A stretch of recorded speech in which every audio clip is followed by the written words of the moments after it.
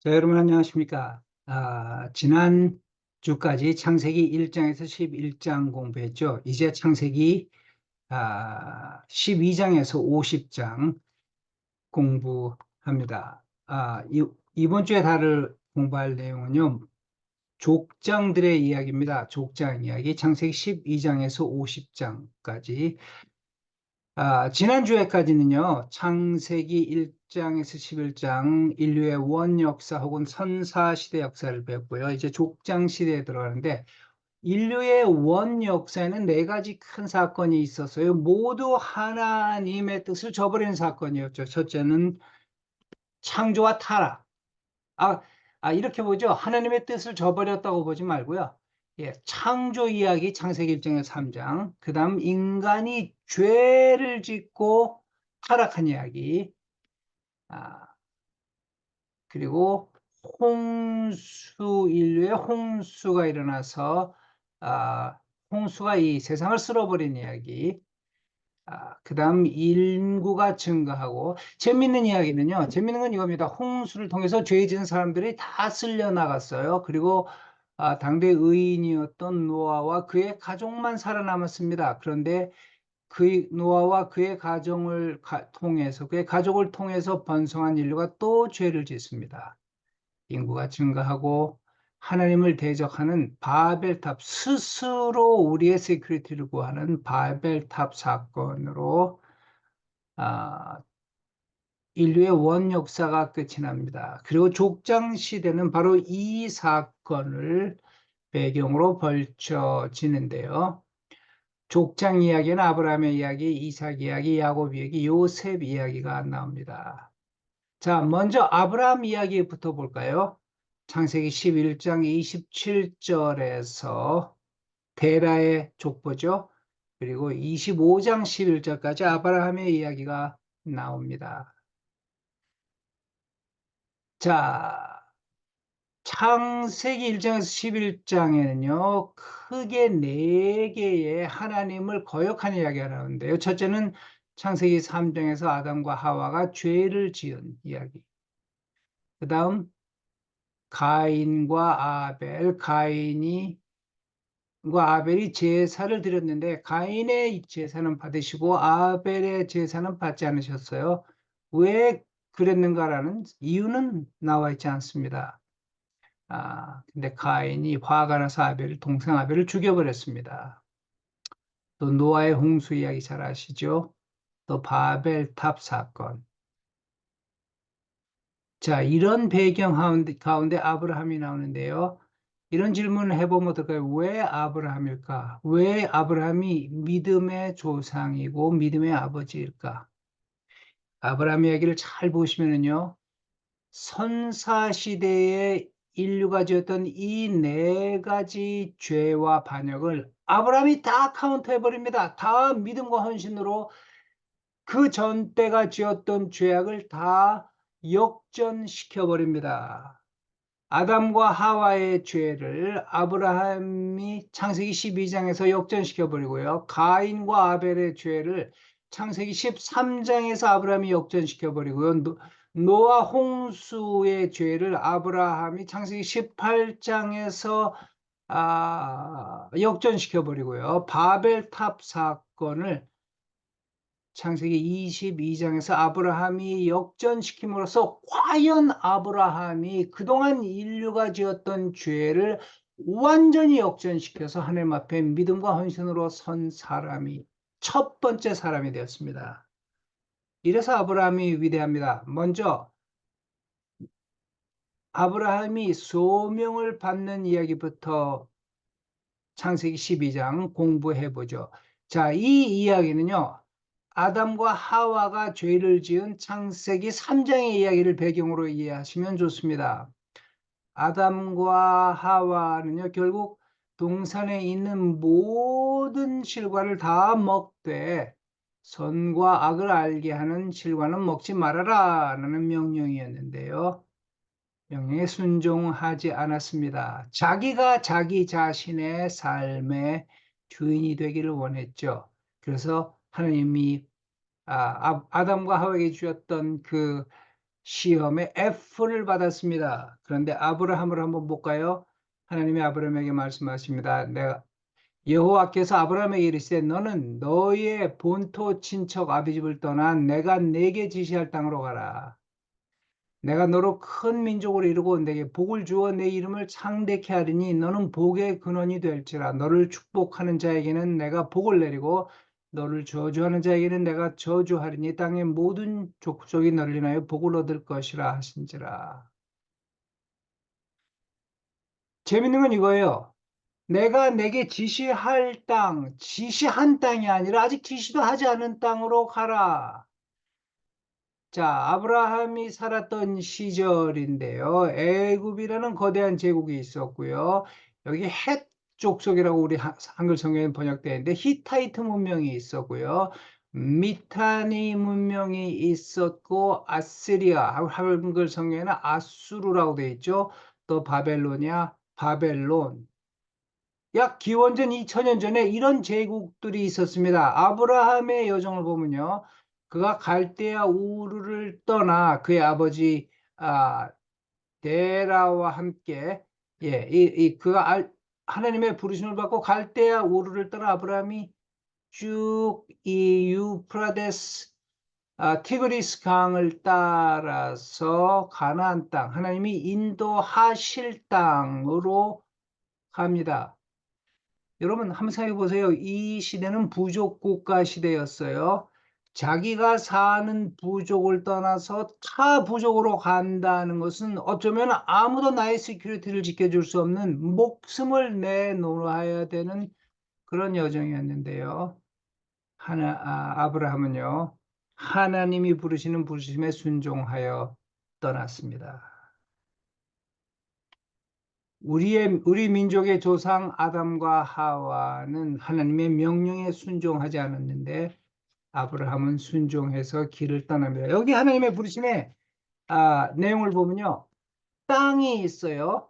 여호와께서 여기 내가는 잘못 들어간 겁니다. 이거 없어야 되는데 여호와께서 아브라함에게 이르시되 너는 너의 본토 친척 아비집을 떠나 내가 내게 지시할 땅으로 가라. 내가 너로 큰 민족을 이루고 민족 내게 복을 주어 내 이름을 창대케 하리니 너는 복의 근원이 될지라. 너를 축복하는 자에게는 내가 복을 내리고 너를 저주하는 자에게는 내가 저주하리라. 자, 이 내용에는요 하나님이 아브라함에 세 가지를 약속하시는데요. 땅, 랜드를 약속하시죠. 그리고 아브라함의 씨가 큰 민족을 이루겠다. 그 아브라함이 자식이 없는 사람인데, 자식이 없는 노인인데 거대한 민족을 이루겠다. 그의 씨가 번성할 것이라는 것을 약속하시고요.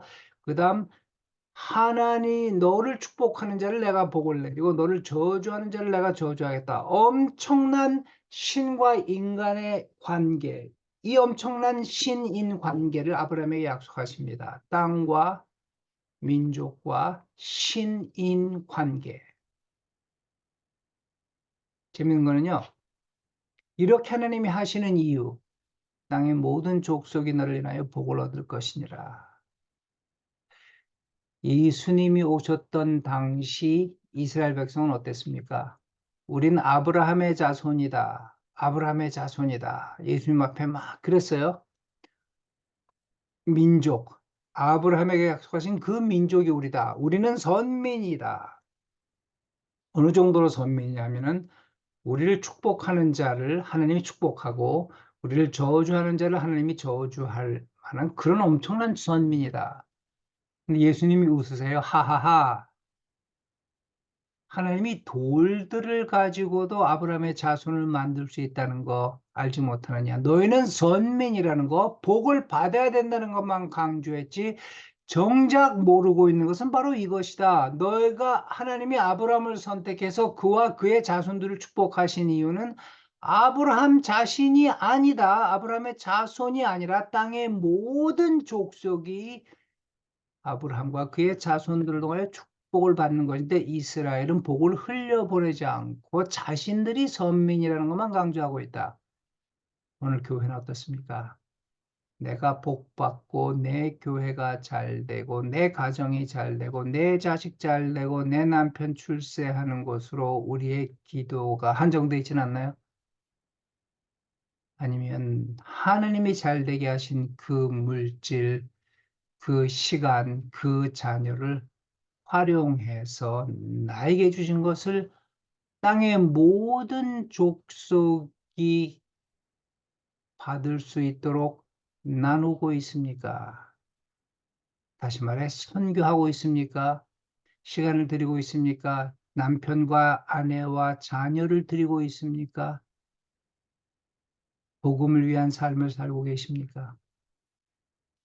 땅의 모든 족속이 너를 인하여 복을 받는 삶을 살고 계십니까? 아니면 언제나 나를 축복하는 자는 내가 복을 내리고 나를 저주하는 자는 하나님이 저주하리라. 여기에 나로 고정되어 있는 시각으로 신앙생활 하십니까? 자, 아브라함에게 이렇게 엄청난 명령하셨는데 아브라함이 합격해요. 순종했습니다. 하나님이 얼마나 기뻤겠어요. 아담과 하와, 인류의 조상 아담과 하와가 실패한 부분에서 믿음의 조상 아브라함이 헌신으로 성공했습니다. 하나님이 예, 합격! A 플러스 점수를 주셨어요. 자, 두 번째, 가인과 아벨 한번 볼까요? 가인과 아벨, 그, 자신의 제사를 받지 않은 하나님에 대해서도 분노했고, 또, 자신이 드린 제사를 하나님이 받아주신 아벨에 대해서 분노해서 아벨을 돌로 쳐 죽여버렸습니다. 그런데 창세기 13장은 어떤 이야기가 나오죠?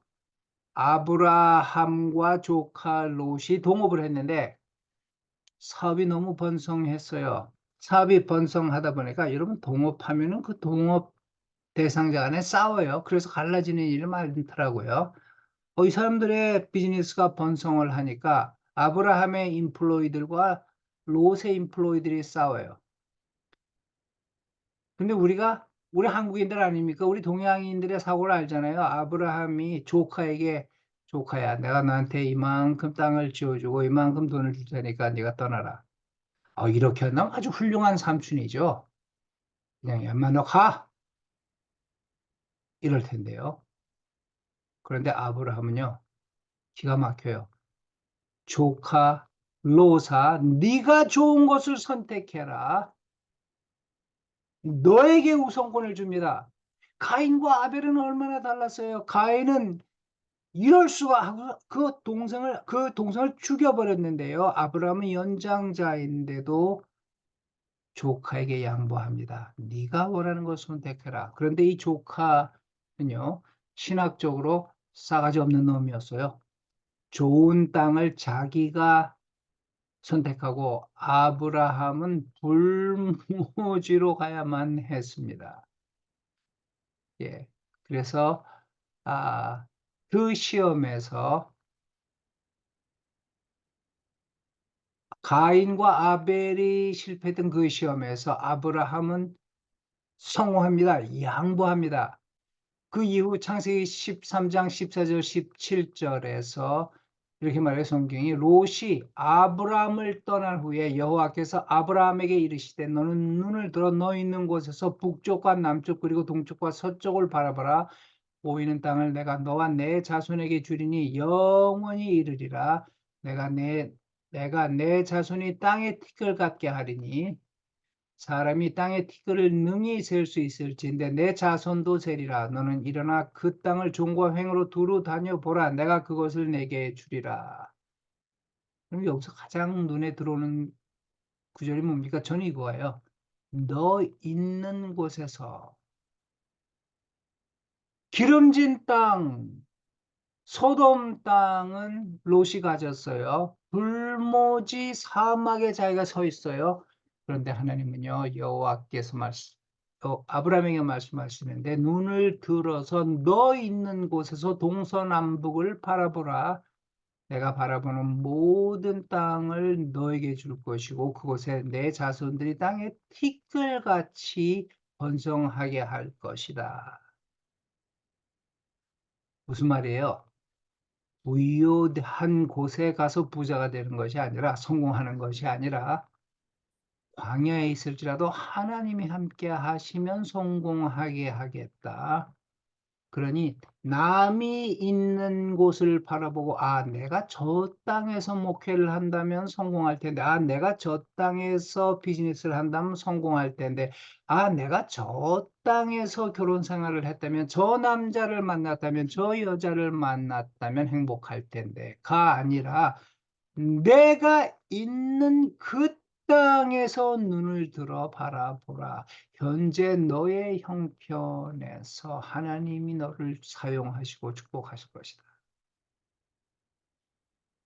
자, 이렇게 해서 13장에서는 아브라함과 롯의 이야기, 아브라함이 얼마나 너그럽게 롯에게 양보했는가 이야기가 나옵니다. 그리고 14장 에서는요, 15장이라고 제가 잘못 썼네요. 14장에서는 셀렘 왕 멜기세덱이 나오는데요. 아브라함이 롯의 자신의 조카 롯이 고대 전쟁의 희생물로 잡혀가지요. 그런데 아, 자기 사병 300명을 이끌고 가서 왕과 전쟁을 하고 아, 왕들과 전쟁을 하고 조카를 구해오고 전리품을 가져와서 멜기세덱에게 드리는 장면, 11조를 하는 장면. 아브라함이 거의 왕급으로 복을 받고 성공한 모습이 드러납니다. 그리고 15장에서는요, 하나님과 언약을 체결하는 장면이 나오는데요. 거기 보니까 동물들을 쪼개라. 고대 언약 체결은 그렇습니다. 언약이라는 말을 요새 쉬운 말로 하면 계약이죠. 계약을 요사이 체결할 때는요, 계약 문서를 놓고 계약 쌍방 간에 사인을 하면, 한국에서는 인감도장을 직접, 미국에서는 사인을 하고, 아마 변호사가 공증을 하면은 계약이 체결될 거예요. 고대 계약은 그렇지 않았습니다. 계약의 아, 두 party, 이거 한국말이 요새 왜 이렇게 생각이 안 나는지 모르겠어요. 계약 당사자, 계약의 두 당사자가 짐승을 반으로 쪼개서 눕혀놓고 그 뭐 피를 철철 흘리고 누워 있을 거 아니에요? 그 사이를 걸어가요. 그렇게 해서 계약이 완성되는데 그 말은 무슨 말이냐면은 내가 약속을 어겼을 경우에 이 계약 조건을 어겼을 경우에 이렇게 피 흘리는 죽임을 당할 것이다. 피의 보복을 당할 것이다. 라는 의미입니다. 겁나죠? 옛날에 아마 사기꾼이 지금보다 많지 않았을 것 같아요. 죽음을 경험하잖아요. 그런데 15장에 보면 아브라함이 하나님의 명령을 듣고 동물을 쪼개 놓았는데 까마귀가 날아와요. 까마귀들이 동물 사체를 보면 날아오지 않습니까? 그래서 까마귀들은 막 쫓아내다가 잠이 들었어요. 밤늦게 잠이 들었는데 횃불이 그 가운데로 지나갑니다. 동물 사이에. 무슨 뜻입니까? 아브라함과 하나님이 언약을 맺는데 아브라함과 하나님이 함께 걸어가야 옳은데 그게 아니라 하나님만 걸어가세요. 내가 이 언약을 너에게 어긴다면 나를 죽여도 좋다. 나는 반드시 아브라함을 향한 나의 뜻을 이룬다. 나의 축복을 이룰 것이다. 나의 언약을 이룰 것이다. 아브라함과 언약을 체결한 장면이 나옵니다. 그리고 16장에서는 그 아, 사라가 아이를 갖지 못한 이야기, 또 하갈, 그래서 그 몸종 하갈 이야기, 몸종 하갈을 아브라함에게 그 첩으로, 한국말로 하면 씨바지라 그러죠. 씨바지로 드린 이야기, 또 이스마엘 이야기 나오죠. 여러분, 제가 그 박사 과정을 공부하면서 저에게 주어진 과제를 연구하다가 고대 함무라비 법전의 일부를 해독해야 하는 과제가 저에게 주어졌습니다. 함무라비 대왕이라고 여러분 세계사 시간에 배웠죠. 고대 중근동의 아주 가장 강력한 바벨로니아 제국을 고바벨로니아 왕조를 세웠던 왕인데요. 자, 이 함무라비 법전이 이 세상에 나와 있는 모든 법전의 근간이라고 말하죠. 우리 한국으로 치면 광개토 대왕쯤 되는 그런 분 같아요. 이 함무라비는요, 기원전 약 2000년경에 아브람 시절의 왕인데요.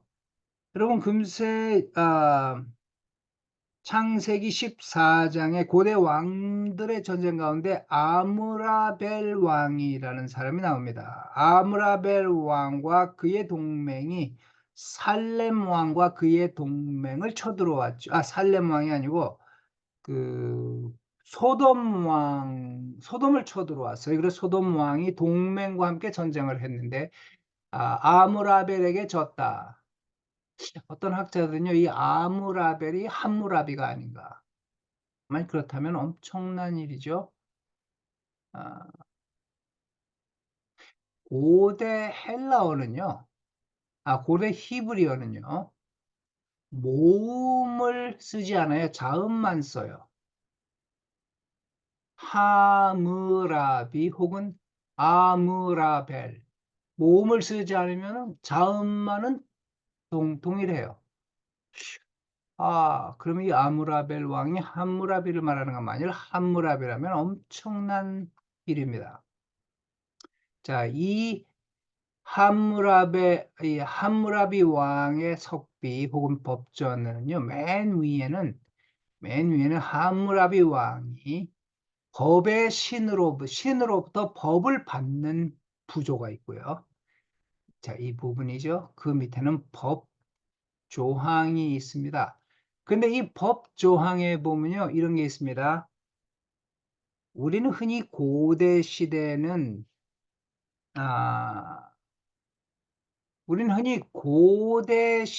무슨 일부 다처제였던 것처럼 착각하고 있는데요. 함무라비 법전 읽어보니까 아니에요. 일부 일처제입니다. 귀족들, 돈 있는 사람들, 파워 있는 사람들이 일부 다처로 살았던 것은 죄였습니다. 윤리적인 죄였고 범죄였습니다. 법적인 죄였습니다. 단지 파워가 있기 때문에 넘어갈 수 있었던 거예요. 철저하게 일부 다처제였는데요. 언제 second wife, 씨바지 혹은 첩을 두는 것이 가능했느냐? 아내가 불임일 경우 혹은 아내가 자식이 없는데 남편이 불치의 병으로 죽을 수밖에 없는 이런 환경이 됐을 때, 그때는 씨바지를 통해서 아이를 낳습니다. 그리고 그 아이가 아들일 경우에 그 아이를 씨바지의 자식이 아니라 부처의 자식이 아니라 본처의 아내로 입양합니다. 그래서 본처의 자식이 되고 본처가 노인이 됐을 때 그 아들이 어머니를 봉양하도록 하기 위해서, 다시 말해서 부처를 두도록 한 법은 오직 불임이어서 자식을 못 낳았을 때, 그래서 늙어서 노인이 되고 자식이 없다면은 아무도 그를 돌볼 사람이 없기 때문에 고대에도 남자가 먼저 세상을 떠났거든요. 그러니까 부처를 두는 것은 인권을 무시하는 게 아니라 굉장히 인권을 존중한 거였어요. 그 전 부인, 본 부인을 내 놀이에 그를 봉양하기 위해서 씨바지를 통해 자식을 두는 것을 허락했습니다. 이게 함무라비 법전에 딱 나와 있습니다. 그러면은 이 창세기 16 16장의 내용이, 와, 이게 사실이었던 것 같아요. 족장 이야기의 역사성, 허구가 아닙니다. 소설이 아닙니다. 진짜 있었던 이야기입니다. 자, 법으로는 이렇게 후초를 두는 것이 가능했는데, 실질적으로 고대 관습을 보면요. 그때 무슨 뭐 후처를 어디서 간택을 한다거나 선을 보거나 하지 않았고요. 대부분의 경우 전초에 여종을 씨바지로 들였답니다. 하갈은 사라의 여종이었죠. 너무 고대 관습이 성경과 딱 맞아떨어지지 않습니까? 자, 이렇게 하고요. 이제 17장에는 할례, 언약의 표징으로서 할례를 명하는 이야기가 나오고, 이제 난 지 8일 만에 이 집안에, 아브라함 집안의 사람들은 다 할례를 받는 이야기가 나옵니다. 자, 여러분 혹시 교차 대구법이라는 이야기를 들어보신 적 있으세요? 영어로는 키에스무스라고 하는데요. 헬라어, 이 그리스 알파벳에서 22번째 자는 X입니다. 카이라고 읽어요. X입니다. 이 카이는 교차를 나타내는 표시로 수사학에서 교차 대구법이라고 말합니다. 카이. 자, 내용이 이 수사학입니다. 교차 대구법이라고 말하는데, 우리 현대 수사법은 어때요? 현대는요, 말을 하거나 글을 쓸 때 이렇게 말하죠. 제일 먼저 서문이 있고요. 그 다음 본문이 나오고, 본론이 있고, 서론, 본론, 그 다음 결론이 있습니다. 여러분, 목사님들 설교 들어보시면 서론이 있죠. 그 다음 본론이 대부분 첫째로, 둘째로, 셋째로. 그 다음 결론. 와, 제가 중고등학교 다닐 때 우리 목사님 설교가 얼마나 길었는지요. 막 서론도 너무 길고, 본론이 막 너무 길어가지고, 막 끝에 가서 막 지루해 죽겠는데, 그 주님의 이름으로 축원합니다. 이러면 우리가 끝난 줄 알고 아멘 하거든요. 그럼 둘째로 이러세요. 아유, 그리고 또 셋째로. 근데 너무 긴데 셋째 끝에 가서 주님의 이름으로 축원합니다. 그럼 우리가 또 좋아가지고 아멘 하는데 셋째에서 두 번째. 이러면 미치는 거예요. 그리고 결론. 요사이 현대 수사법은 이래요. 근데 고대 히브리 문학과 헬라 문학은요. 교차 대꾸법을 썼어요. 서론, 본론, 결론이 맨 끝에 나오는 것이 아니라 스토리의 중간에 본론이 들어가 있습니다. 자, 한번 볼까요? 아브라함 이야기를요, 교차 대꾸법으로 G.I. 랜스버그라는 신학자가 분석을 했는데요. 한번 보세요. 제일 먼저 나오는 이야기, 아브라함의 이야기의 도입 부분이 창세기 11장 후반부에 나오는 데라의 족보죠. 근데 아브라함 이야기의 맨 끝은요, 나홀의 족보로 끝이 납니다. 창세기 22장. 족보, 서로 대칭하는 내용이죠. 그런데 그 사이에, 자, 데라의 족보 다음에 아브라함의 영적 여정이 시작되는 이야기가 나와요. 본토 친척 아비 집을 떠나 내가 네게 지시할 땅으로 가라. 그리고 아브라함이 그 부르심에 따라서 순종해요. 그런데 여기에 배치되는 부분에서는요, 22장에 아브라함의 영적 여정이 완성되는 이야기가 나옵니다. 뭐죠? 아브라함이 자신의 아들 이삭을 옆에 제사로 드리려고 할 정도로 엄청난 헌신자가 되었습니다. 자, 그 다음 스토리는요, 이방 왕의 궁에 있는 사라. 애굽의 왕의 궁에서 애굽에 갔었는데 너무 사라가 예뻐요. 아브라함이 자기가 살려고 애굽의 왕에게 아내가 아니라 동생이라고 말하죠. 여동생. 그다음은 또 아비멜렉 그 아, 왜 갑자기 제가 이렇게 삶이 블랭크가 되죠? 블레셋에서 블레셋 왕의 궁에 있는 사라. 두 이야기 다 해피엔딩으로 끝이 납니다. 거짓말은 아브라함이 했어요. 거짓말은 사라가 했어요.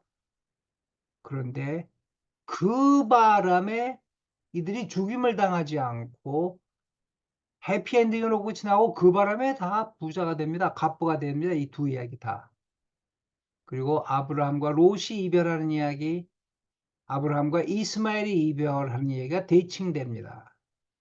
그리고 그 다음에는요, 소돔과 롯을 구원하러 뛰어온 아브라함, 그 왕들의 전쟁 가운데 잡혀간 소돔과 롯을 구원하기 위해서 아브라함이 달려온 이야기. 그 다음 18장에는요, 소돔과 하나님의 천사가 소돔을 멸망시키려고 하는데,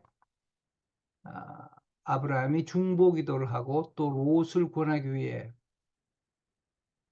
온 아브라함의 얘기 서로 매칭되죠. 그리고 맨 가운데 본론이 여기 가운데 들어가 있습니다. 창세기 15장에 있는 아브라함과 하나님과 아브라함의 언약 이야기. 그래서 그 언약 동물을 따게 놓고 그 언약을 맺는 이야기, 그리고 이 이야기 끝에 이스마엘이 태어날 것이라는 고지가 천사로부터 주어지죠. 또 17장에는요, 할례, 언약의 상징으로서 할례를 받아라. 그리고 할례를 그의 가족들에게 행했습니다.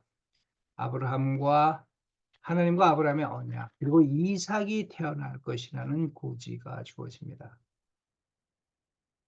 고대 히브리 또 헬라 문학은 현대와 같은 서론, 본론, 결론의 구조가 아니라 키아스무스, 대차 대꾸법으로 본론이 이야기의 가장 중앙에 와 있다. 자, 또 아브라함이 왜 위대한가? 창세기 18장 아브라함의 중보기도가 노아의 홍수와 스토리와 어떻게 매치되는가? 노아의 홍수 스토리는요, 노아가 방주를 지어서 홍수로 멸망할 사람들에게 호소했지만 그들이 복음을 받아들이지 않았어요. 그러나 그 가족은 구원했습니다. 그런데 왜 F를 줬나요? 그것도 참 놀라울 일이네요. 왜 F가 될까요? 그게 아브라함의 중보 기도와 한번 비교해 보십시다. 아브라함은 A 플러스를 받았는데 한번 기도해 보십시다. 한번 비교해 보십시다. 자, 노아 홍수 사건의 문자 그대로 홍수 사건의 주인공은 노아죠. 하나님이 인류의 죄와 악이 관영함을 더 이상 보고 있을 수 없었어요. 그래서 인류를 멸망시키기로 작정하고 노아를 선택하여 사용하셨습니다. 그렇죠? 자, 그런데 노아에게 이런 명령을 하십니다. 내가 홍수를 일으켜서 모든 생명체를 죽일 것이다. 너는 어서 방주를 만들어서 너 자신과 너의 가족의 생명을 구원하라. 창세기 6장 22절에는요, 노아의 반응이 이렇게 기록되어 있습니다. 노아가 그와 같이 하되 하나님이 자기에게 명하신 대로 다 준행하였더라. 노아가 순종한 것에 대한 결과가 뭐였죠? 모든 생명체가 몰살된 것이었습니다.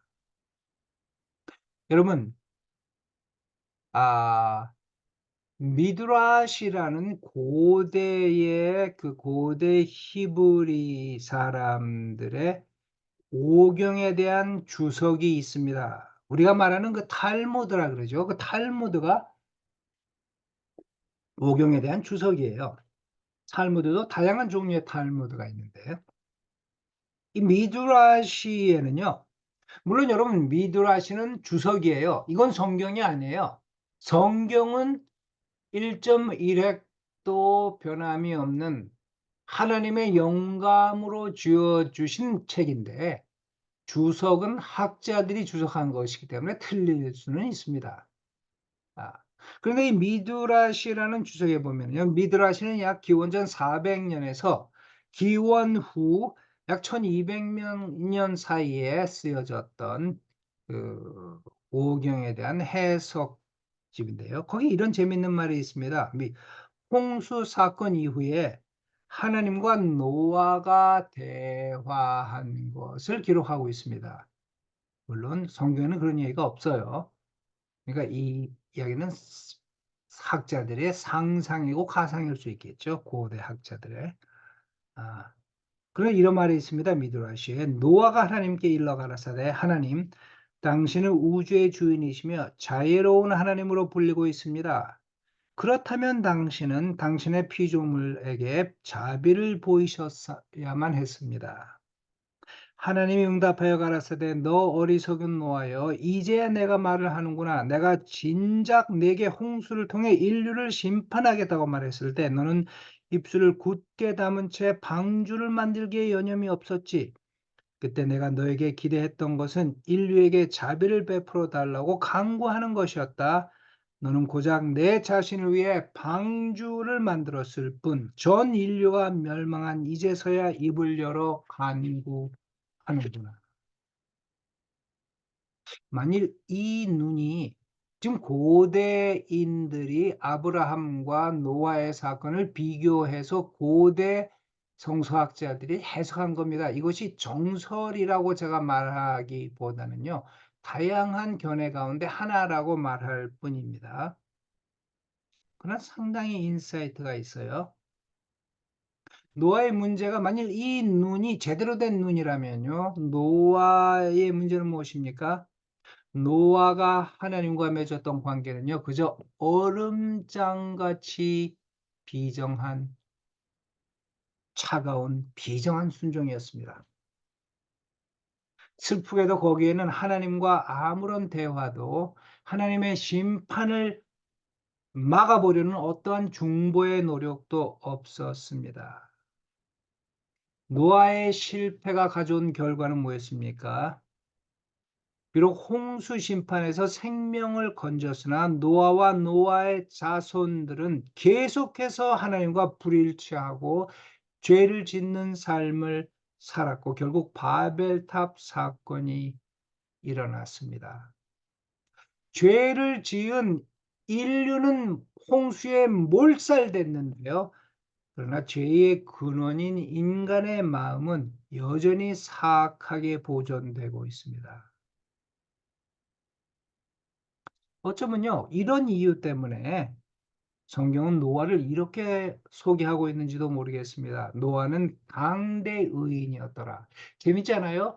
노아는 절대적인 의인이었더라가 아니라 당대 그 시대에 누가 보아도 확연히 드러나는 믿음의 사람이요 시대를 뛰어넘는 역사의 길이 남을 의인이다가 아니라 그가 살았던 시대에 사람들의 마음속에 죄와 악이 관영했던 시대에 그나마 괜찮았던 사람이었더라. 당대 의인이었더라. 뭔가 그런 인상을 주는 것 같아요.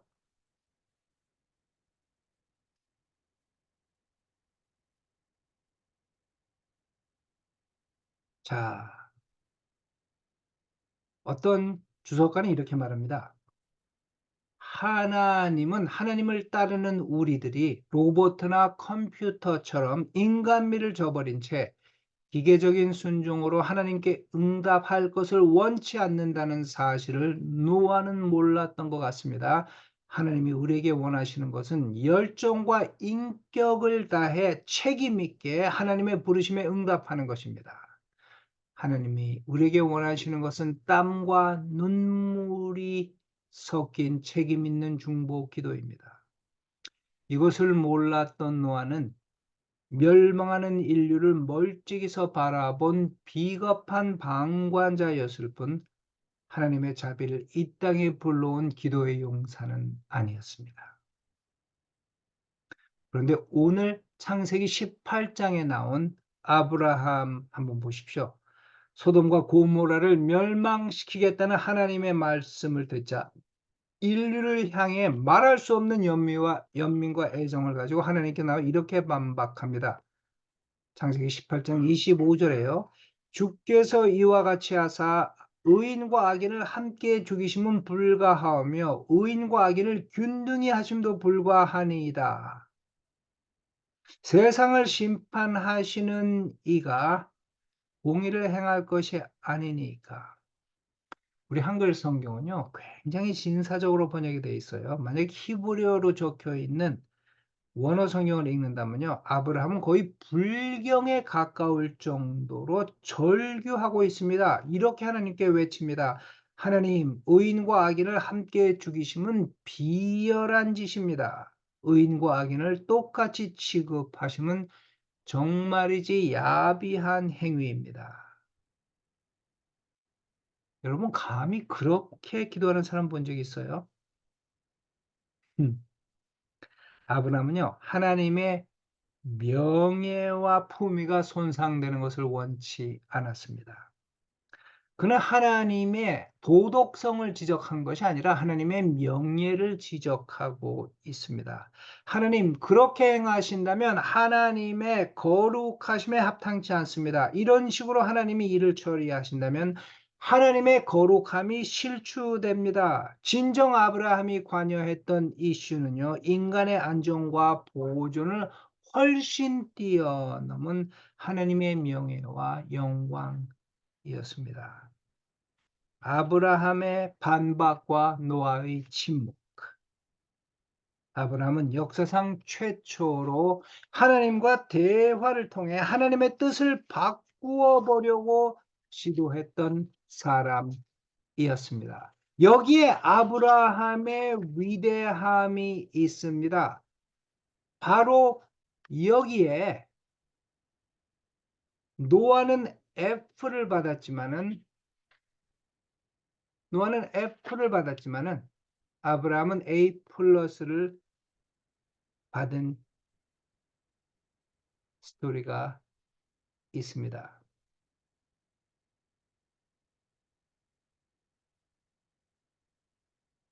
자, 여태까지 제가 여러분에게 이 이야기를 여태까지 강의한 거를 다 스크린으로 보여드렸다고 생각했는데 제가 여태까지 이 스크린 쉐어를 하지 않았네요. 제가 그동안 강의했던 것을 여러분들이 스크린으로 보지 못한 것 같아요. 제가 잠시 다시 한번 빨리 설명을 드릴게요. 족장 이야기 창세기 12장에서 50장 선사시대 창세기는요.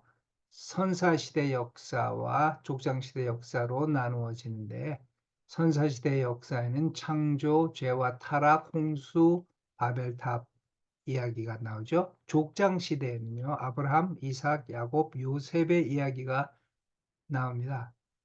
맨 먼저 아브라함 이야기로 시작되는데 아브라함이 등장한 것은요. 아브라함 이전에 아담과 하와, 가인과 아벨, 노아, 홍수, 바벨탑 이 사건들을 아브라함이 다 역전시켜버려요. 이 인류의 실패를 아브라함이 다 역전시켜버립니다. 먼저 아담과 하와가 죄를 짓고 하나님의 명령을 어기지 않았는데 아브라함은요. 본토 친척 아비 집을 떠나 내가 네게 지시할 땅으로 가라.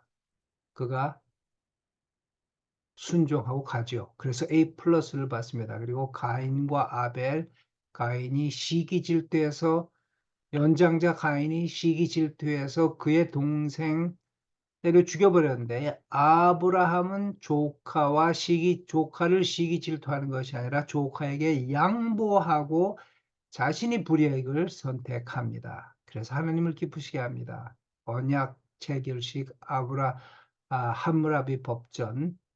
아, 자, 그리고 교차 대구법.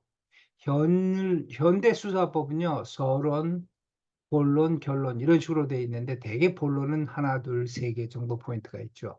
그리고 결론.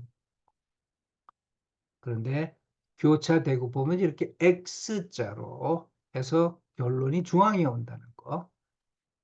그래서 아브라함의 이야기가요, 이렇게 서로 대치되는 스토리 A 프라임, B 프라임, C 프라임, D 프라임으로 대치되는 스토리가 서로 동일한 스토리가 이렇게 이야기의 양가에 있다가 맨 중앙에 오는 것이 본론인데 다 아브라함과 하나님의 언약의 이야기입니다. 자, 노아의 홍수 이야기. 노아는 중보 기도를 하지 않았는데 아브라함은 중보 기도로 하나님 앞에 나아갔다. 아브라함의 중보 기도에서 우리가 배울 거는요. 첫째, 하나님의 인내. 50명의 의인이 있어도 50명의 의인이 있으면 의인이 있어도 멸망시키겠습니까? 45명은요, 30명은요, 20명 하나님 계속 인내하세요. 계속 숫자를 줄여주세요. 두 번째, 기도의 효과. 계속 소돔을 멸망시키지 말라고 중보했는데, 소돔 어떻게 됐습니까? 멸망당했죠? 기도가 효과가 없었나요? 기도가 효과가 없었어요. 그런데 어떤 일이 벌어졌습니까? 하나님과 아브라함은 더욱 끈끈하게 하나님과의 관계가 깊어졌죠. 또 롯의 가족을 구원할 수 있었습니다. 셋째, 공동체에 있어서 의인의 가치. 의인이 50명이 있으면 멸망시키지 않겠다. 45명만 있어도 멸망시키지 않겠다. 30명만 있어도 멸망시키지 않겠다. 20명, 10명. 공동체에 있어서 의인의 가치. 네 번째, 기도에 있어서 담대함과 겸손의 중요성. 아브라함의 모습에서 그것을 보죠. 자, 그럼 소돔이 멸망하는 얘기 창세기 19장에 나오죠. 여기도 재밌는 사실이 있습니다. 첫째, 자신과 사위들에게조차 영향력 없는 롯. 19장 14절에 롯이 심판이 임할 것이다. 가족들에게, 사위들에게 말했는데 사위들이요, 장인이 농담하는 줄 알았더라. 뭐예요? 롯에게 영향력이 없었습니다. 영적인 영향력이 없어요. 전도를 하려면요, 순결한 삶의 능력이 있어야 되는데 롯도 성결하게 살지 않았던 것 같아요. 소돔을 떠나기를 지체하는 롯. 왜냐하면 자신의 물질적인 소유에 집착했기 때문에 불이 떨어지고 멸망을 당한데도 떠나기가 쉽지 않아요. 세 번째, 뒤를 돌아본 롯의 아내. 하필이면 롯의 아내는 실컷 나오다가 뒤를 돌아봐서 소금 기둥이 되어버렸습니다. 뒤를 돌아봤다는 건 무슨 말이에요? 비록 몸은 뛰어나왔지만 그녀의 마음은 여전히 소돔에 있었다. 여러분, 우리가 크리스찬이지만 이 세상에 살고 있습니다. 크리스찬이지만 세상에 사는 것은 어쩔 수가 없습니다. 그런데 문제는 언제 있느냐면요, 세상이 크리스찬 속에 살고 있으면 안 됩니다. 롯의 아내는요, 뒤를 돌아봤습니다. 소돔이 롯의 아내 속에 살고 있었습니다. 그다음 이삭의 탄생, 그다음 20장에 그랄 왕, 또 아비말렉, 그랄 왕 아비멜렉과 사라 이야기. 그 애굽에서 바로에게 사라가 내 동생이다. 똑같죠? 여기서 동일한 이야기.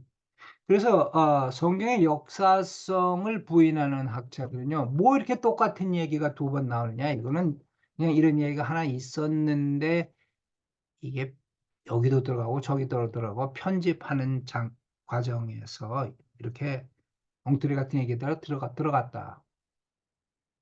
동일한 얘기가 두 번 들어갔다면 그렇게만 볼 수 있나요? 여러분, 인간이 변하던가요? 여러분 자신 한번 생각해 보세요. 제가 저 자신을 봐도 그래요. 내가 쓰러지고 넘어지고 죄를 질 때 언제나 새로운 죄를 지고 새로운 것에서 쓰러지던가 아니면 언제나 내가 야의 약점은 동일하던가 내가 한 번 넘어진 데서 또 두 번 넘어지고 세 번 넘어지지 않던가 부자 같아요. 전자인 것보다. 아브라함도 동일한 오류를 두 번 저질렀습니다. 이제 21장에서는 이삭이 탄생하고요. 이스마엘의 이야기도 나오는데 이스마엘을 통해서도 큰 민족을 이루겠다. 이런 이야기가 나옵니다.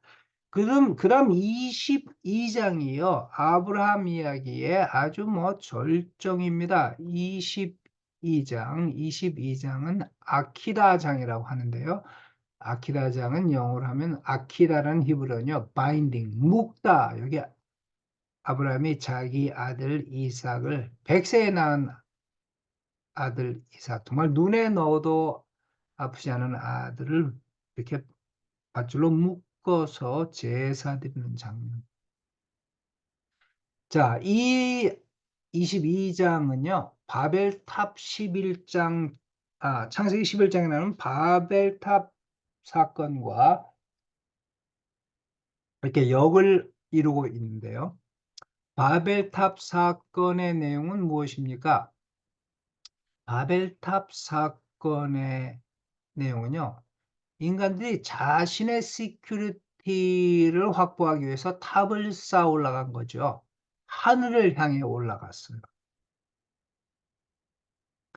모든 인간은 자신의 미래를 확보하려고 노력합니다. 아브라함을 한번 볼까요? 아브라함은요, 여러분, 모든 사람들이 이 땅에 살고 있는 모든 사람이 살면요, 세 개의 시제를 가지고 살아요. 과거, 현재, 미래. 여러분들은 과거, 현재, 미래 중에서 어느 게 가장 중요하십니까?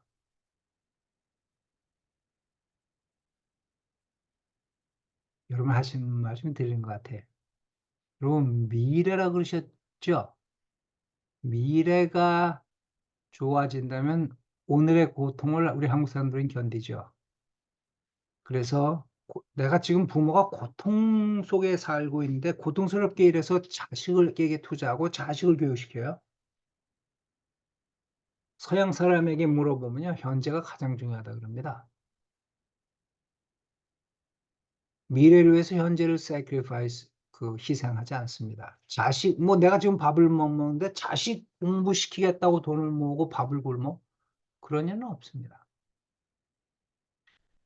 근데 우리 한국인들은 뼈 빠지게 노동을 하면서 자식 공부시키고 있어요. 미래가 그만큼 중요한 거예요. 근데 히브리인들은 어때요? 과거가 가장 중요합니다. 전통, 율법, 전통. 우리 조상들은 이렇게 살았다. 우리도 이렇게 살아야 된다. 바보 같지 않아요? 우리 한국 사람은 어때요? 옛날 구한말, 옛날 조선시대 이거 가시 아니고 뭐라 그러죠? 상투 뜨고 살았죠? 그런데 이제 일제 한일 합방이 되고 자꾸 이제 한국적인 조선적인 것을 말살하기 위해서 일본 사람들이 상투를 자르지 않았습니까? 그런데 우리 조상들이 뭐라 그랬나요? 신체 발부는 수지 부모, 몸은, 이 몸뚱아리는 부모로부터 내가 받았다. 상투, 이 머리카락, 이거 못 자른다. 부모가 주신 것인데, 머리카락 안 자르고 목숨을 내놨어요. 저 같으면 이거를 자르고 이거를 구할 텐데, 우리 조상들은 이거를 잘라서 이거를 아끼려고요. 왜요? 과거, 전통, 부모, 그게 가장 중요했기 때문이에요. 지금 사는 우리는 그 정도는 아니죠. 아브라함은요. 부모, 창세기 12장에 너의 부모의 집, 너의 조상의 터를 떠나 내가 너로 지시할 곳으로 가라. 가장 중요한 것은 과거였는데 하나님의 부르심 때문에 그의 과거를 뽑아버렸습니다. 아브라함이 엄청난 헌신을 했어요. 가장 중요한 것을 버렸습니다. 그런데 그럼에도 불구하고 그가 승승장구해서 현재 그의 비즈니스가 크게 성공했어요. 그래서 통렬한 헌신을 했지만 하나님의 축복으로 그가 그 현재가 잘 나가고 있었기 때문에 그는 어쩌면은 하나님을 의지하고 만족하며 살고 있었을지 모릅니다. 그런데 자신의 인플로이들과 조카의 인플로이들이 자꾸 마찰을 하고 있었을 때 그는 조카에게 비즈니스를 주고 황량한 곳을 선택합니다. 뭡니까? 그는 하나님을 위해서 그에게 가장 중요한 과거를 버렸고 또 하나님의 영광을 위해서 자신을 지탱하고 있던 현재를 버렸습니다. 이런 사람이 있나요? 그런데 그가 이제 남은 것은 그의 자식 이삭 하나입니다.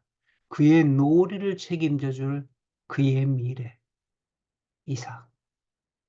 근데 하나님이 창세기 22장에서 내 자식을 내가 지시할 땅으로 데려가서 희생 제사를 드려라. 죽여버려라. 그리고 각을 뜨고 번제로 불에 살아 나에게 바쳐라. 어떻게 해요? 내가 하나님을 위해서 과거도 버렸고 현재도 버렸는데 미래조차 버릴 수는 없습니다. 하나님이 어떤 사람 사용하신 줄 아세요? 하나님 때문에 과거도 현재도 미래도 버리고 오직 하나님밖에 없는 사람이 될 때 하나님 그 사람 사용하십니다.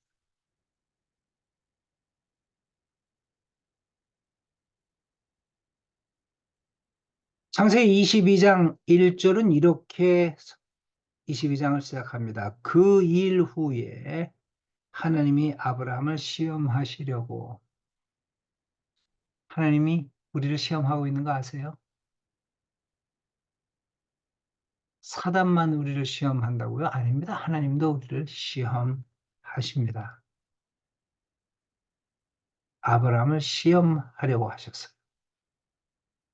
아브라함은요, 참 놀라운 사람이에요. 이 하나님의 시험을요, A 플러스를 받고 통과합니다. 바벨탑에서 노아의 자손들 인류는 F를 받고 하나님과 거역하고 스스로 자신의 시큐리티를 챙기려고 했는데 아브라함은요 자기네 시큐리티 자신의 미래를 내어 던져버리고 그의 자식을 죽여버리려고 합니다. 그가 칼을 번쩍 들었을 때 얼마나 놀랐길래 하나님의 사자가 이렇게 말합니다. Stop, Abraham. 모르겠어요. Stop은 영어인데 하나님의 사자가 영어로 말했는지 모르겠어요. Stop 해라. 아들 죽이지 말아라. 그 다음 재밌는 말이 있어요. 12절인데요. 내가 하나님 경외하는 줄을 아노라. 자, 여기서 성경을 보십시오. 제가 여러분들에게 이런 말을 한 적이 있죠. 성경은 점진적인 계시이다. 하나님이 어떤 분이시며 하나님의 성품이 어떻고 하나님의 본질이 어떻고 하나님은 어떤 일을 하시고 이런 것들이 조금 조금 시간이 가면서 더 많이 보이다가 예수 그리스도를 통해서 완전하게 보이게 되었다. 점진적인 계시다. 우리는 흔히 우리는 신약 시대를 살고 예수님을 신약을 지나서 현대를 살고 있죠. 우리는 신약을 알아요. 그렇기 때문에 예수님을 통해서 완전히 완성된 계시를 알고 있습니다. 그래서 하나님의 본질에 대해서 말할 때 전지전능 모든 것을 다 아시는 하나님. 그 지식을 가지고 모든 성경을 읽습니다. 그런데 오늘 창세기 22장 12절에 내가 이제야 하나님 경외하는 줄을 아노라. 다시 말해서 그전에는 몰랐다. 행동에 옮기는 이제서야 알았다. 전지하신 하나님이라고 아브라함이 하나님을 이해했다고요? 본문이 말하는 바를 보십시오.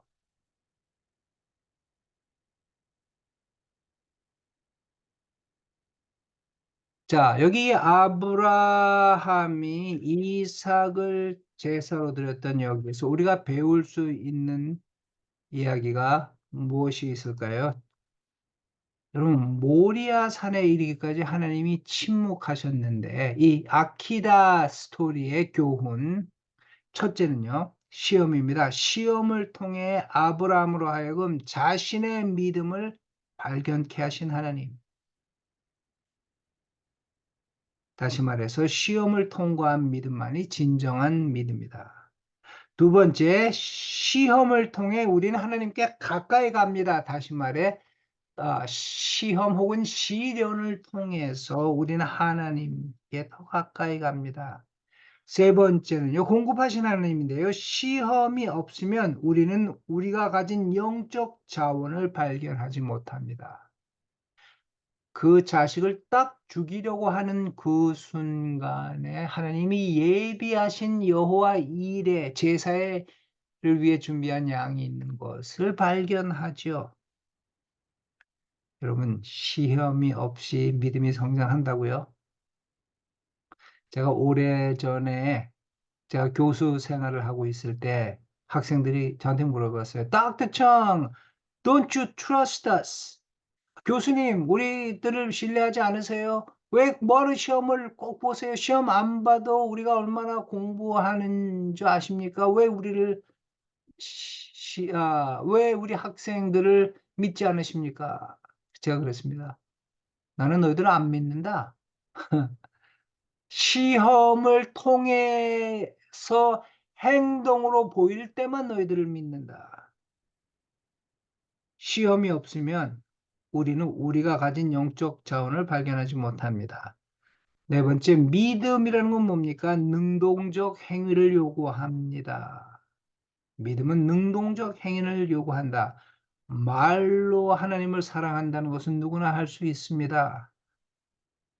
하나님의 부르심, 하나님의 명령을 순종하십니까? 아브라함은 아들을 죽이라는 것도 순종했습니다. 그 다음, 순종은 보상을 바라는 것이 아닙니다. 아브라함이 아들을 죽이고 나면 쌍둥이를 주겠다 이런 약속, 그런 허무한 기대하지 않았습니다. 하나님께 드리고 나면 없어지는 거죠. 그는 하나님의 것보다, 하나님이 주신 것보다 하나님이 더 중요했습니다. 11조를 하면은 거기에 대한 복이 있다는 거 저는 믿습니다. 그러나 그 복 때문에 하나님께 드리는 것은 전혀 아닙니다. 내가 가진 것이 내 수입의 10분의 1이 없어진다 할지라도 하나님께 드리면서 저는 고백합니다. 하나님, 10분의 1이 아니라 10분의 10이 모두 하나님의 것입니다. 또 우리가 이 아키다 스토리에서 배우는 것은 무엇이 있습니까? 하나님을 향한 믿음의 행동만큼 중요한 것은 행동의 동기이다. 아브라함이 그 아들을 죽이려고 했던 것보다 더 중요한 것은 하나님의 부르심에 하나님의 명령에 순종하려고 하는 동기다.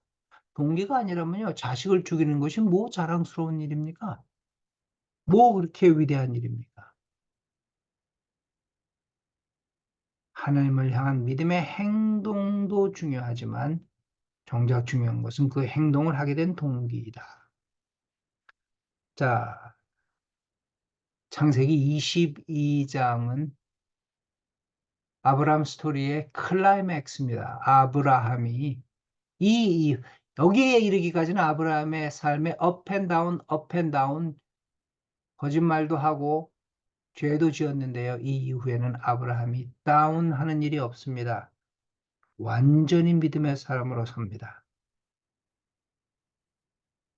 창세기 23장에는 사라가 죽는 이야기가 나옵니다. 이렇게 족장들의 이야기, 지금 아브라함의 이야기만 살펴봤는데요. 이렇게 족장 이야기의 목적은요, 족장들에 대한 자전적인 이야기를 남기는 것이 아니고요.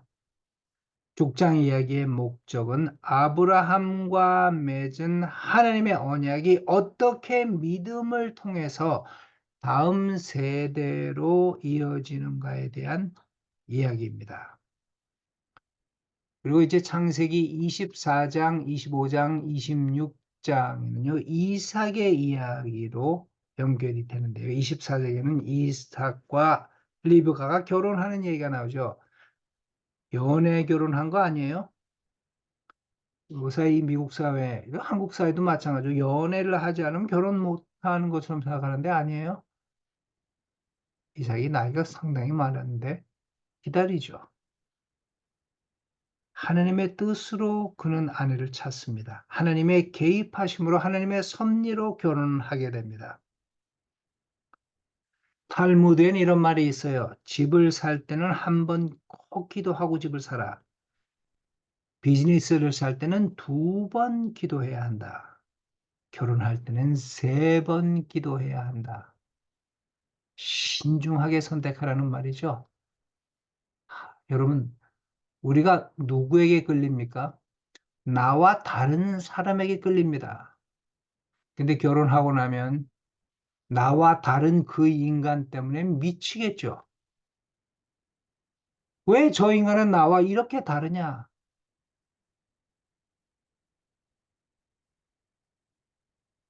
결혼할 때는 3번 기도하라. 그리고 창세기 25장에는요, 아브라함의 아내 사라가 죽고 그가 부처 구두라와 결혼하는 이야기가 나오는데요. 그의 후처. 여기 보면은, 아, 아주 그 중요한 이야기가 나와요. 창세기 25장인데요. 자, 이 창세기 25장 성경을 여러분과 함께 나눠볼까요? 창세기 25장.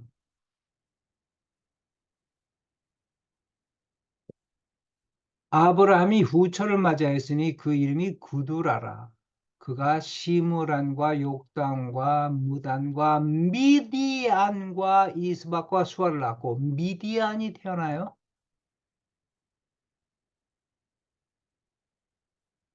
4절에 미디안의 아들은 에바와 에벨과 한옥과 아비다와 엘다아이니 다 그두라의 자손이었더라. 구두라, 아브라함과 결혼한 구두라. 미디안과 그의 자식들이 다 아브라함의 자식이에요. 아브라함과 그두라의 자손, 미디안. 왜 여기서 미디안 이야기가 밑도 끝도 없이 나올까? 그리고 아브라함이 이삭에게 자신의 소유를 주었고 소자들에게도 재산을 나누어 주었다. 그리고 아브라함 향년 175세 나이가 많고 늙어서 기운이 닿음에 죽어 자기 열조에게 돌아가매. 뭐 병으로 돌아가신 것도 아니고 나이가 많고 늙어서 기운이 다음에 얼마나 멋진 죽음이에요. 돌아가셨다. 그래서 그의 아들들 이삭과 이스마엘이 그를 장사 지낸 이야기가 나옵니다. 자, 여기 미디안. 왜 미디안이 여기서 등장할까? 살짝 맛만 보이고 나가네요. 여러분, 출애굽기 할 때 제가 조금 이 부분을 다뤄드릴게요. 모세가 미디안 광야에서 결혼하지요. 그의 장인은 미디안의 제사장이었다라고 성경이 말하고 있습니다. 미디안의 제사장. 이드로. 사사기 1장 16절은 이 이드로를 또 겐 족속이라고 분류합니다. 그렇다면 이 겐 족속은 미디안 족속 가운데서도 제사장이었을 가능성이 있겠죠? 그러면은 모세가 미디안 광야에서 있으면서 하나님을 알게 돼요. 하나님을 체험해요.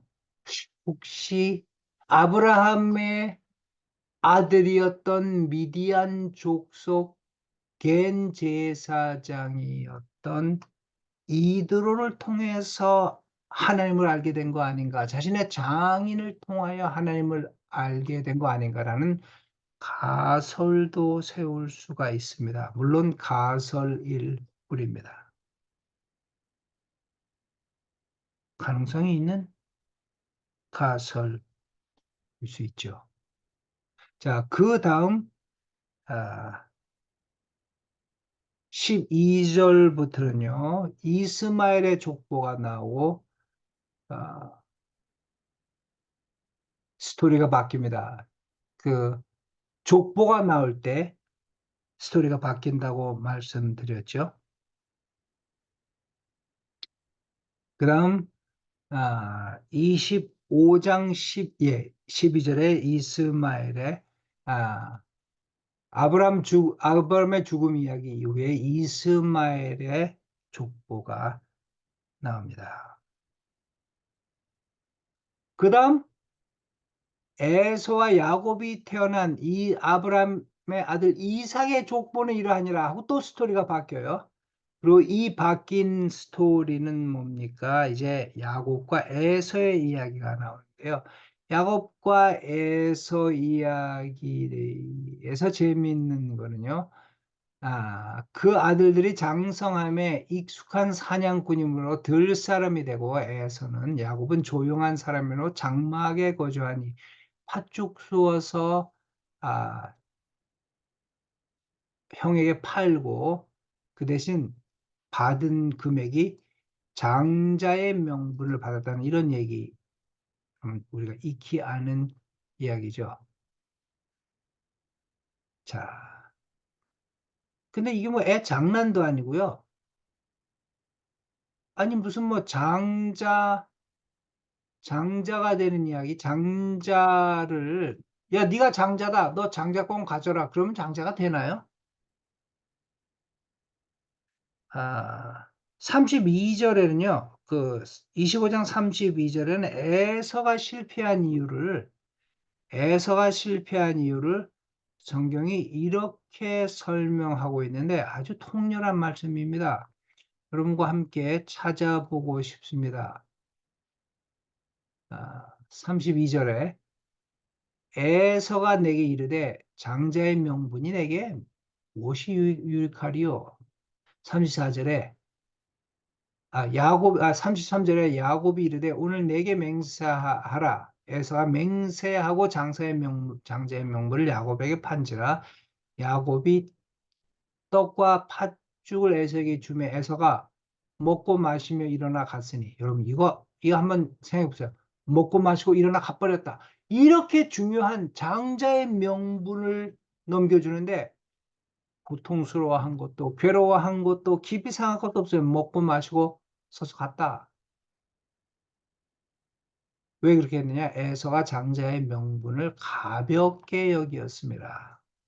도대체 고대 이스라엘의 고대 근동의 장자의 명분이라는 것은 뭐 하는 거였죠? 장자권의 중요성은요. 이렇습니다. 첫째, 재산의 전체 혹은 다른 형제보다 2배의 유산을 상속합니다. 장자가. 전체를 다 갖거나 아니면 다른 형제들이 나눠 갖고 그것의 2배를 장자가 갖는다. 그렇게 한 거는 왜 그랬냐면 결국 장자가 부모를 모시기 때문이죠. 둘째, 세대주의 특권을 상속하는데 특권이요. 특히 가족의 제사장 역할을 하는 이 중요한 특권을 상속합니다. 그 다음 언약적 축복을 소유합니다. 가족에게 내려오는 아버지에게서 아버지가 할아버지에게 받은 축복을 또 자식 가운데서도 이 큰아들이 받는 이렇게 가장 중요한 특권. 그런데 그것을 포기해 버렸어요. 팥죽 한 그릇에 하나님의 제사장이 되는 것. 아브라함과 이삭의 자손이 하나님이 아브라함에게 약속하신 네 씨를 번성하게 할 것이다. 땅에 티끌처럼 많게 할 것이다. 또 땅을 줄 것이다. 엄청난 땅을 줄 것이다. 그리고 신인의 그 긴밀한 관계, 너를 저주하는 자를 하나님이 저주하고 너를 축복하는 자를 하나님이 축복할 것이라는 이 엄청난 것들을 다 멀리 해버리고 팥죽 한 그릇 먹겠다. 근데 재밌는 거는 이거예요. 여러분, 말로 앞으로 네가 형이다. 그럼 형이 되는 거예요. 이게 가능하나? 이게 무슨 뭐 애들 유치원 다니는 애들이 읽는 뭐 동화도 아니고요. 이런 말도 안 되는 얘기 때문에 그 리버럴 소위 그 자유주의 신학자들은 이런 다 허구다라고 말했는데요. 그런데 여러분 고대 아브라함이 살았던 시절에 아까 제가 보여드렸던 필름이에요. 이 중근동 시절에 애굽 애굽 이집트 엠파이어가 애굽 제국이 있었고요. 그다음에 헷 족속들 제국이 있었고요. 미타니 제국, 아수르 제국, 바벨론 제국이 이렇게 있었던 약 기원전 2000년경에 여기 누찌라는 아주 작은 도시 국가가 있었어요. 누찌는 군사력이 강한 국가는 아닌데 경제력이 아주 강한 국가였는데요. 작은 도시 국가였습니다. 이 누찌 지역을 고고학자들이 답사를 하다가요. 이 지역에서 약 500개의 고대 문서, 이 시절의 고대 문서를 발견했습니다. 그런데 그 문서를 해독해 보니까 대부분이 매매 계약서였습니다. 비즈니스 계약서였는데 거기에 이런 엄청난 스토리가 있었습니다. 어느 집 큰아들이요. 동생에게 매매 계약서를 썼는데 큰아들이 아주 못 살았어요. 동생은 아주 부자로 잘 살았어요. 근데 그 매매 계약서에 이렇게 말을 합니다. 내가 너에게 장자의 명분을 한다. 그 대신에 너의 과수원을 나에게 주어라. 에? 고대 근동에서 장자권은 양도가 가능했습니다. 다시 말해서 아브라함 이야기, 이삭 이야기, 야곱 이야기, 족장 이야기는요. 허구가 아닙니다. 역사성을 가지고 있는 역사적인 사건들입니다. 자, 이렇게 해서 이삭의 이야기까지 마치고요. 이제 어떻게 해서 야곱이 차자였는데 장자의 축복을 받게 됐는가? 그리고 이제 야곱 이야기가 들어가는데 오늘 여기에서 비디오 하나를 멈추도록 하겠습니다.